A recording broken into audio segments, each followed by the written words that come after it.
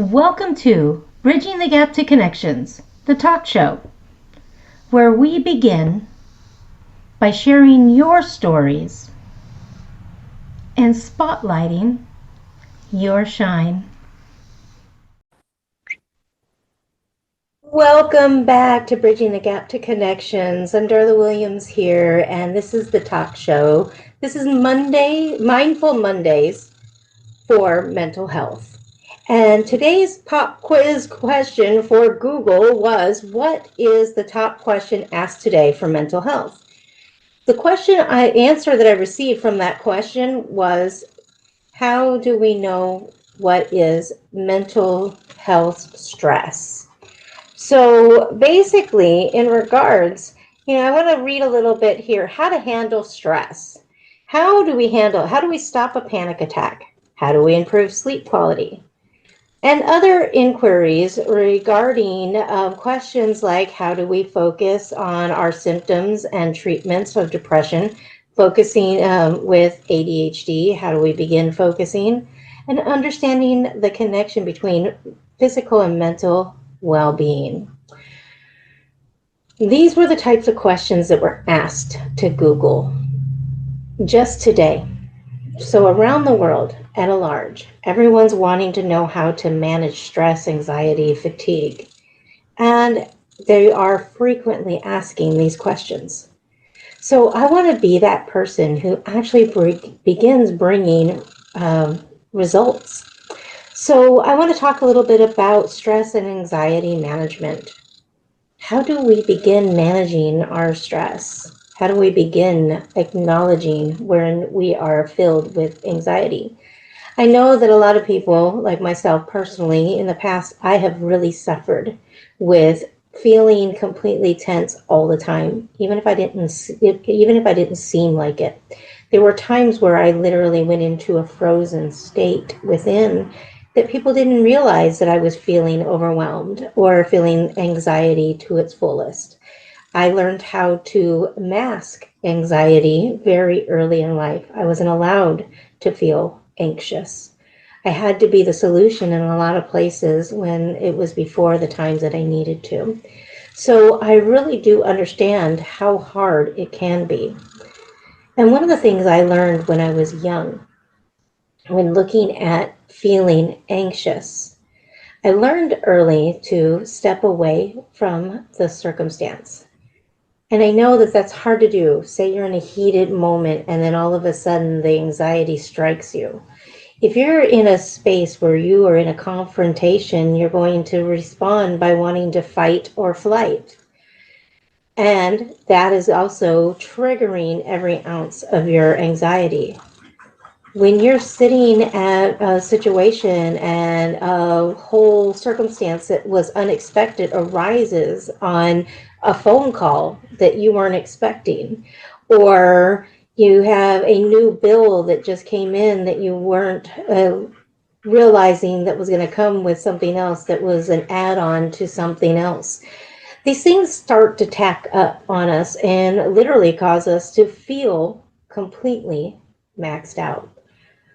Well, I know that for myself personally, like I said, when I was young and realizing that I was having to mask and maintain my own level of anxiety, I realized that if I could, and I would try my best to walk away from situations and walk outside. First off, I'm deregulating because I was getting into, dysregulating the situation by walking into the grass. I was discharging the pain. I was discharging the story, the energy that was living within. So as soon as my feet hit that grass, I was beginning to release that anxiety. The other thing I learned how to do was watch the leaves and the distance on the trees. I would watch them as they swayed and flittered through the air, as the wind ran through those branches. And I realized that it caused me to feel relaxed. As I grew older and learned about breath work and became a facilitator, I learned how to couple that with even breath work. A lot of times we have to get into our body. We become so out of sorts, dysregulated, that we are no longer realizing we're now stuck in a narrative. We're now stuck in the story. We're stuck in the situation. Somebody's yelling, somebody's acting out, somebody's doing this. This is happening. Oh my gosh, I got to go take care of that. And I'm overwhelmed, right? There's so many different things that we have to do each day. But if we just stop, close our eyes, the big bear isn't going to get us because it's really not there unless you're in the woods and there's really a bear. Obviously, don't close your eyes and walk away, and not take care of yourself. However, if you're just in a room and the kids are acting crazy and they're running all over and there's a mess, if the telephone has rang and there's a ton of different obligations that are happening and right now you just can't handle one more, the world is not going to stop running. It's not going to stop turning if you take a minute to step outside, to step into the grass, to watch the trees flow back and forth with the wind, to breathe in and out. Nobody is going to be angry at the fact that you have to take care of yourself. Everyone is already preoccupied with their own business going on. Those kids are still going to run through the house screaming and yelling, throwing the popcorn, the candy, the this, the that, whatever is happening. The messes are still going to be made. The dishes are still going to be in the sink. The trash still needs to be taken out. The car needs to be cleaned out. The bills need to be paid. The next appointment has to be made. All of those things are actually very important, but so are you. You are just as important as all of those details. A lot of times we forget that we're just as important. Asking for a minute to regulate yourself is not too much to ask. If there are others in your world that are not allowing you to take time for yourself, that's a different problem, and we can address that on a different day. However, taking a second, going and breathing and closing your eyes right where you stand, tapping in and realizing I'm right here. One of the things I love to do is tell people to tap on your chest. Just take a second and tap on your chest with me for just a moment. Hi. Wow. You know what? No matter what I've done today, no matter what's going on, no matter the details, no matter how big, no matter how small, I'm still right here. I'm right here. I'm going to take a deep breath. I'm right here. And exhale that breath, tapping still. And I want you to go ahead and reach around. Give yourself a hug. Pat yourself on the back. Tell yourself, good job. You made it this far. No matter what life has brought you, no matter what you've been through, you're still making it. You're still here right now. And I want you to rock back and forth just a minute because it self-soothes. It also releases something between the hips and our system that allows us to unlock and feel more at ease. We'll go into that on another day. Breathing in and out, because sometimes we just need a big hug and it's going to be okay. Sometimes life has handed us just so much, and there isn't anyone else to come along to say, hey, it's okay. Sometimes we need to tell ourselves everything's going to work out. It has 100% worked out up to this moment, right here, right now. And it's going to continue to work out. So I want you to take that minute Remember to go step outside, put your feet in the grass, go look up to those trees, watch that wind flow, move your body with it. Breathe in, breathe out. And remember, it's okay to take a minute. It's okay to take 5. It's okay to take 20. Make sure you take it at the right time. If you can only get a minute in, run to the restroom. Imagine what it would be like to watch those trees moving in the breeze. It is up to us each and every day to tune into ourselves and give ourselves what we need. We are just as important as all the other obligations that we have to face every single day. So when we get overwhelmed, when anxiety steps in, when stress is too much, yes, every single one of us have those moments. It's up to us how we decide to deal with them.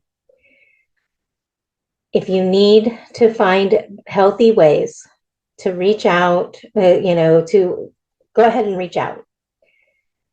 I give away a free 30-minute consultation where we can talk about anything and everything. And what I will do is I will walk with you. And I'm going to go a little bit further. I'm going to go with the first 90-minute session. If you want to talk to me about the stress in your life, how to come up with little techniques and tools to begin regulating yourself, giving yourself the opportunity to know how to just pause, breathe in, and accept life right where you're at, and find the way and a path to living the life you really want, please don't hesitate to reach out. It is up to us to actually begin the steps that are necessary. No one else is going to give us the life we need. We have to begin building that life for ourselves.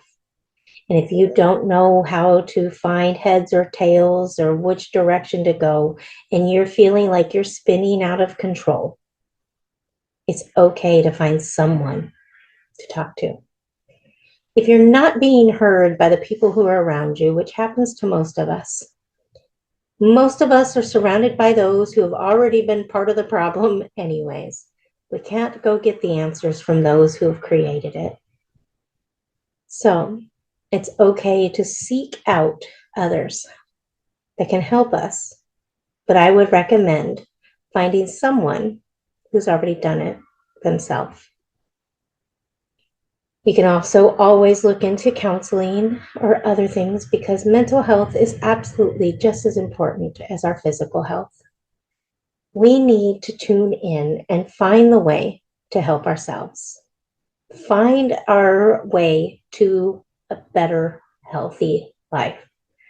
But it starts with us making the decision and breaking the stigma around it. Seeking help for the way our brain processes isn't a problem. Building a new pathway should be everyone's desire. Finding the way to personal development and growth for who we are should be everyone's goal to improve every day, to be the better version of themselves with each new day.